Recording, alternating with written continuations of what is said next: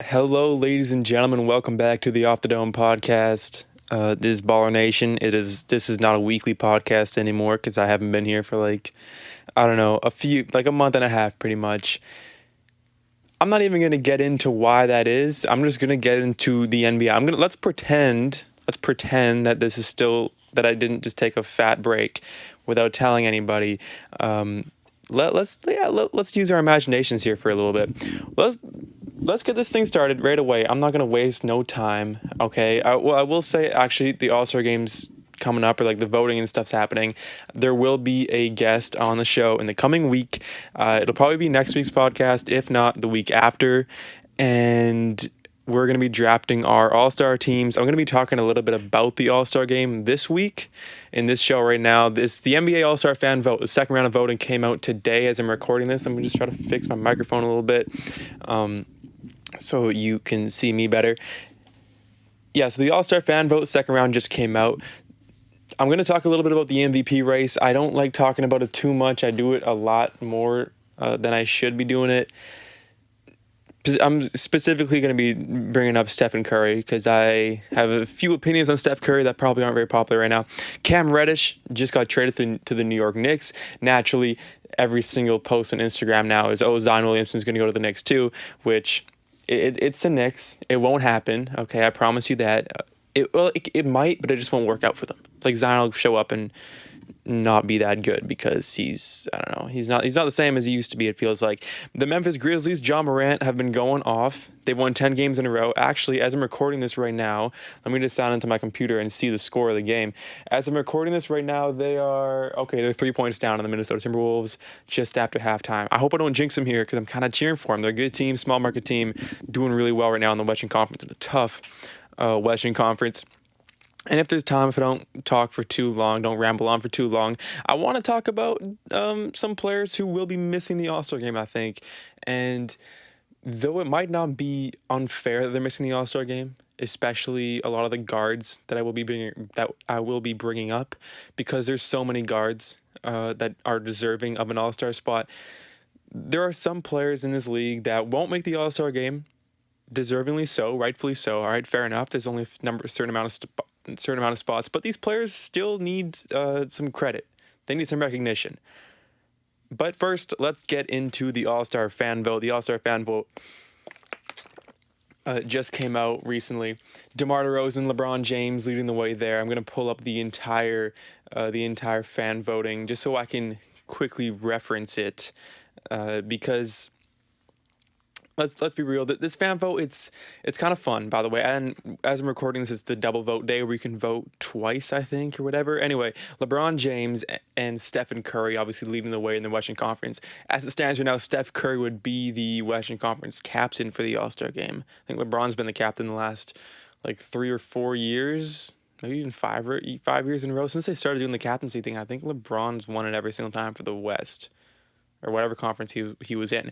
In the East, it's Kevin Durant leading it, but DeMar DeRozan, the number one vote getter for guards in the Eastern Conference, it goes DeMar, Trae Young, Zach LaVine, James Harden, LaMelo Ball, Kyrie, D Rose, Van Vliet got some votes. That's nice to see. Garland and Jaylen Brown as well down there in 10th. For the Eastern Conference front court, Kevin Durant, 4 million votes. Deservingly so. Giannis Antetokounmpo, 3,800,000 votes. So he's right on KD's tail. Then it goes Joel, Tatum, Jimmy Butler, Jarrod Allen.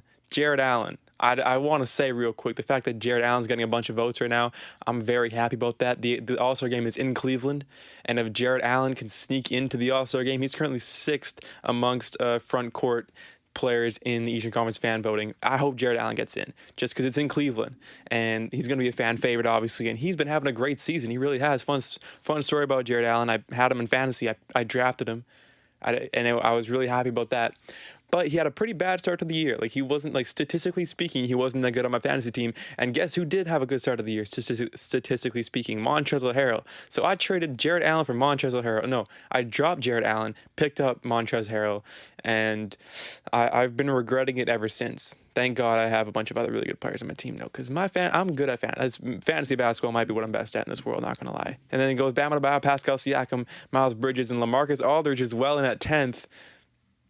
In All-Star voting. I don't know how he's there. The Western Conference front court starts off with LeBron James, as per usual. There's nothing really special there. And then 1,300,000 votes behind LeBron is Nikola Jokic in second. And then another like 2,000,000 or 1,200,000 votes behind Jokic is Andrew Wiggins. Wiggins being third right now amongst front court players in the Western Conference and fan voting is the Golden State Warriors are a popular team. I get that everyone wants to vote for Andrew Wiggins. It's nice to see. As a Canadian, I like seeing Canadian players get voted. He's not going to make the All-Star game because the fan vote doesn't really count that much. It's sort of nice to see who the fans want to see in, but when the players and media and all them start voting, then this kind of gets washed away. And after Wiggins, it's Paul George, Anthony Davis, Draymond Green, Carmelo Anthony, again, like LaMarcus Aldridge, back in the All-Star voting. Karl Anthony Towns, Rudy Gobert, DeAndre Ayton. I'll tell you right now, Karl Anthony Towns and Rudy Gobert are going to get in the All-Star game above Wiggins, above probably Anthony Davis, above Carmelo for sure. Those are just players that are above them in that position. Towns and Gobert will get there just from the player voting, the media voting, all that stuff, because that outweighs the fan voting by a lot. Guards in the West, Stephen Curry dominates that. He's going to win it. And then John Morant, Luka Doncic, Klay Thompson in there, Devin Booker, Russell Westbrook somehow, Chris Paul, Donovan Mitchell, Damian Lillard, and Anthony Edwards. Those are kind of the quick rundown on the fan voting. My biggest takeaways, again, I said it, Jarrod Allen right now being sixth in the front court in the Eastern Conference is nice to see, especially that the fact that the All-Star game is being played in Cleveland. Darius Garland, I think, should be an All-Star. He's the guy I have on my fantasy basketball teams. I've been kind of watching him quite a bit this year, but he's been having a great year.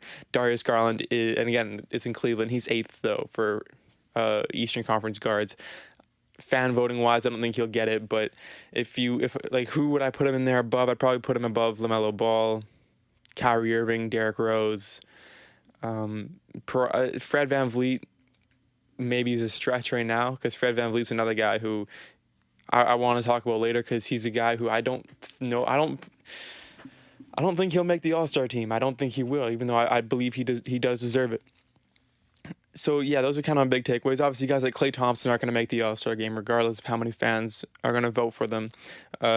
Andrew Wiggins probably won't make it. He might sneak. No, there's no way Andrew Wiggins makes it. There's no way. And it's sad to see that Dejontae Murray isn't here, even though I completely understand why he isn't, because Spurs fans are few and far between. There's not a lot of us. Up next, the MVP. The MVP race this year is one of the most close MVP races probably of my lifetime of watching the NBA. I started watching basketball in about 2011, and since then, I don't think there's been an MVP race as close as this, but not just as close as this one this year, but also with so many players being in contention. Normally the MVP race, it's close because there's 2 or 3 guys at the top who are all neck and neck.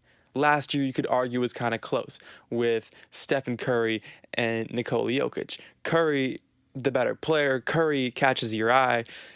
However, Jokic's team is much better than Steph Curry's team. Jokic is, he's got better, well-rounded stats. Steph Curry's putting up insane stats, but his team is 9th. I think they finished in the Western Conference. They had the play-in game. They lost it. Last year was kind of close. It was kind of a dull MVP race, not going to lie. But this year, the MVP race is insane. You got guys, Giannis Antetokounmpo, Kevin Durant leading the way. DeMar DeRozan and LeBron James have been coming on a lot over the last month, especially since Christmas. Both those guys have been going crazy. You got guys like Stephen Curry, obviously. Joel Embiid. He's starting to revive himself. I don't think people remember that a year ago, Joel Embiid was leading the MVP race. He was in the shortened season until he got injured. Joel Embiid was the MVP of the NBA. John Morant with the Memphis Grizzlies, he's started to put his hat in the ring. There's a lot of guys up at the top there, and the MVP race is looking very, very close. It's sad. I thought that Luka Doncic before the year started, I thought Luka Doncic was going to have a better push toward being an MVP this year.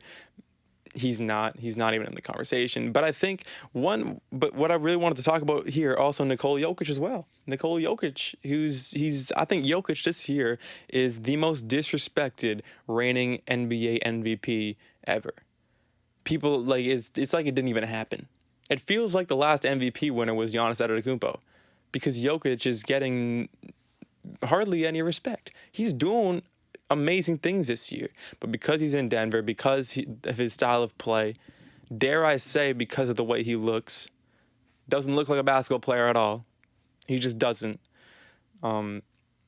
He's not getting the media attention that a former MVP gets, that a reigning MVP gets, despite the fact that his game has not fallen off at all. He's without Jamal Murray, one of the best guards in the NBA, a guy who would be amongst the top guards in voting in Western Conference this year for the All-Star game. He's without Michael Porter Jr. Even when Michael Porter Jr. was supposed to be great this year, and he's terrible. He's not that good at all. But he's still got his team in the playoffs right now. He's still probably going to make the playoffs, despite not really having the core pieces around him. It's Nikola Jokic and only Nikola Jokic. Mike Malone's obviously a great coach. But so yeah, the MVP race is extremely close. Jokic, Steph Curry, Joel Embiid, obviously. I kind of went over them. KD, Giannis Antetokounmpo, John Morant, DeMar DeRozan, a lot of guys coming up in the MVP race right now, and this is why I have to think. I think Stephen Curry's MVP stock has been falling ever since he broke Ray Allen's 3-point record. It just has. Since Stephen Curry broke Ray Allen's record for most regular season threes in history, his stock in the MVP race has plummeted. He's not top 5, I don't think, anymore. And the thing is, that's not a very popular thing to say, because Steph Curry is maybe the most popular player in the NBA outside of LeBron James. The fact of the matter is that Steph Curry is very inefficient. He's inconsistent as fuck. He's been extremely inconsistent over really the last month. Steph Curry has been probably the most inconsistent player in the NBA. Russell Westbrook, you could say, is inconsistent, but he's consistent. He's consistently shit. He's consistently inconsistent. We expect that out of Russell Westbrook. Steph Curry, he doesn't go through dry spells like he's been going through. He's been really struggling recently, Steph Curry, and for me, he's not really an MVP top 5 candidate. Not right now, he isn't. I'd put above Steph Curry in the MVP race, despite him being a 2 seed, which is really the only thing keeping him in the race for me at this point, is that the fact that Steph Curry's team is so damn good. But again, why is it so good? It's because they got Jordan Poole, because they got Wiggins, they got Draymond Green, Klay Thompson's come back. I said this a few months ago. I think it was about 2 months ago. The reason why, back when Steph Curry was the MVP of the league, was pretty obvious. We all kind of knew, all right, Steph Curry's the guy this year. It's his award to lose. I even said, I'm like, let's pump the brakes real quick, because a month ago when Curry was the MVP of the NBA, I think it was more because, and I think the Warriors' success was more because of the players around Steph Curry than Steph Curry by himself. Because Curry obviously is a great player, but he has such a good team around him. He still does. And the fact that Curry is second right now in the Western Conference in the standings is the only thing really keeping him afloat in the MVP race right now, because the other candidates, it's insane. My MVP right now is Kevin Durant. Second's got to go to Giannis Antetokounmpo. I want to put LeBron James third. LeBron could be second, honestly, but he had a kind of slow start to the year, got injured for a little bit. But since he came back from injury, his last 30 games, his last 25 games, and especially since Christmas, he's put up 35 points a game since Christmas. It's insane. My MVP, it's Kevin Durant, Giannis Antetokounmpo, LeBron James third. I'd put DeMar DeRozan in fourth. His team is doing really good right now. The Bulls, I think, top seed in the Eastern Conference. And then I'd put Nikola Jokic in fifth. Steph Curry, he's back there with the John Morants and the Joel Embiids of the world. And you can duke it out between them, who you have 1, 2, 3 between Steph Curry, John Morant, and Joel Embiid. But Steph Curry is not a top 5 MVP pick for me anymore. He's not, which seems weird to say given the things we were saying about Steph Curry a month ago. He's not there anymore. Cam Reddish got traded to the New York Knicks. Obviously, since it's the New York Knicks, such a big market team. There's going to be a lot of hype around it. There's going to be a lot of attention around this trade. The thing is, he got traded for a first round pick. I think it was just that. I think the Knicks win this trade because he only gave up a first round pick. It'll be a mid first round pick, I think, too. It'll be like a 15. It'll be like a 12 to 20 overall pick, I think. The Knicks win this trade, but it doesn't really matter that much. I think Cam Reddish going to New York doesn't really affect the landscape of the NBA too much, especially this year. This trade, I think, is more banking on the future, which I understand. And the thing is, with the Knicks, when a trade like this happens, there's obviously going to be all these posts on social media. Oh, Zion Williamson's going to the Knicks. Zion's doing this. Zion's doing that. Shit, if Zion even, no, it's the New York Knicks. They'll find a way to fuck it up. Are we forgetting who we're talking about here? I'm sorry, but Cam Reddish going to the Knicks does not mean Zion's going to the Knicks. All these rumors, Zion's going to the Knicks. All these posts on Instagram, the jersey swaps, the big three reunited, the big three at Duke reunited. I think if Zion does end up going to the Knicks, because it is the Knicks, they'll find a way to fuck it up like they did back at Duke. Like the big three, which aren't even a big three. Okay, it's the three kind of young guys who have a lot of future, or a lot of potential, sure. But the big three at Duke will fuck it up in New York like they did at Duke. They'll lose. Like there's no championship coming out of this. That's pretty much what I'm saying. They might make the playoffs, which I get for the New York Knicks is great. Making the playoffs is great. Winning a playoff game is amazing. And I love when the Knicks are in the playoffs because it's hype. It's hype as fuck. Trae Young loves when the Knicks are in the playoffs too. I'm sure he does. But Cam Reddish going to the Knicks, I don't think has that big of impact on the NBA. I think it's kind of being talked about a lot because it's the New York Knicks. That's kind of what it is.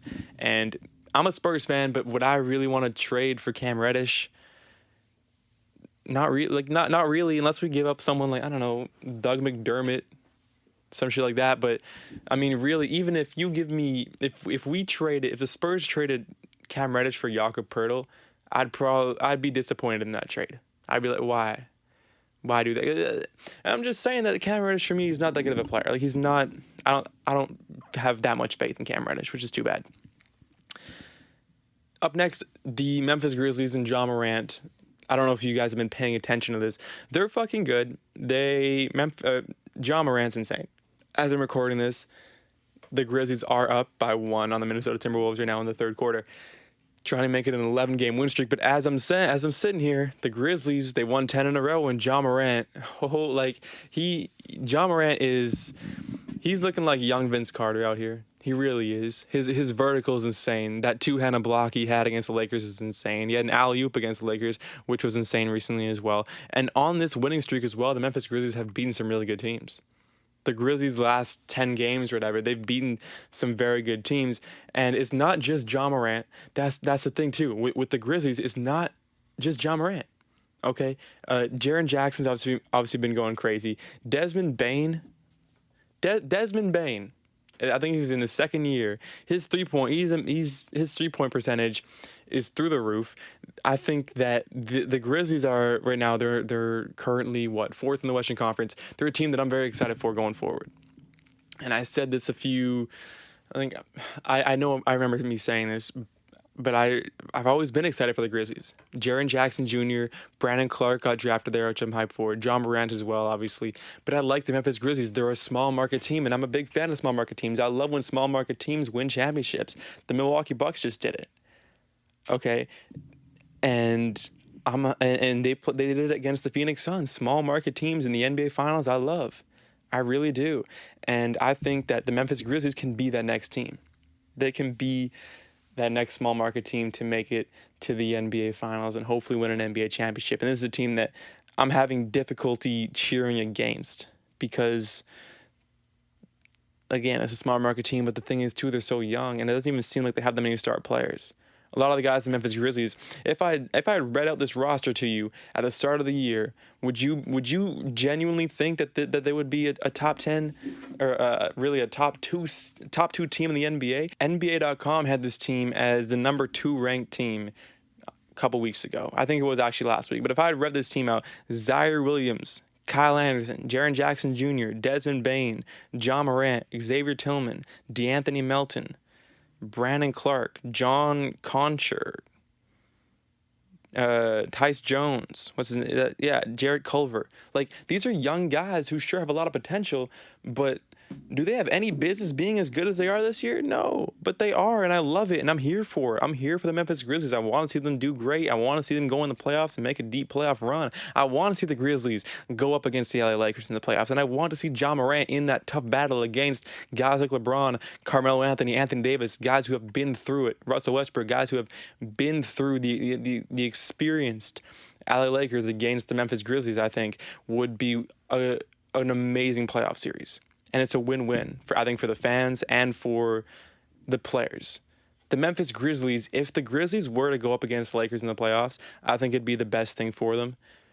Doesn't matter when it happens, but it probably happened in the first round if the Grizzlies are the 4th seed and the Lakers are, 5th or whatever the Lakers end up being. But Grizzlies-Lakers, imagine how much those young Memphis Grizzlies guys could learn from experienced players, seeing how the experienced Lakers get. And I think for the fans, too, it'd be very fun seeing the flashy kind of future of the NBA going up against the last decade superstars, because that's what the Lakers are. The Lakers are made up of last decade superstars, and if they went up against next decade superstars, Memphis Grizzlies, it'd be a really fun playoff series. And 5 years down the line, we might look back at that playoff series and say, hey, we it's kind of a fun concept to think of. And I think I would be obviously cheering for the Grizzlies, but if the Grizzlies were even to lose that, they would lose it and learn so much from it. John Morant would learn a ton from watching how Russell Westbrook, how LeBron, Carmelo Anthony, AD, guys who have been in those situations, how they play.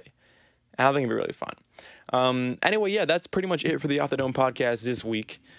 Again, it was kind of my reintroduction back into the podcast space because I took a month off. I'm sorry. I'm not going to lie, I did. Oh, and I was also going to just say players who are going to miss the All-Star game, which is kind of sad. Dejounte Murray will not make the All-Star game in 2022, which is so sad because Dejounte Murray, man, leading the NBA in steals, and he's got 2.1 steals per game right now.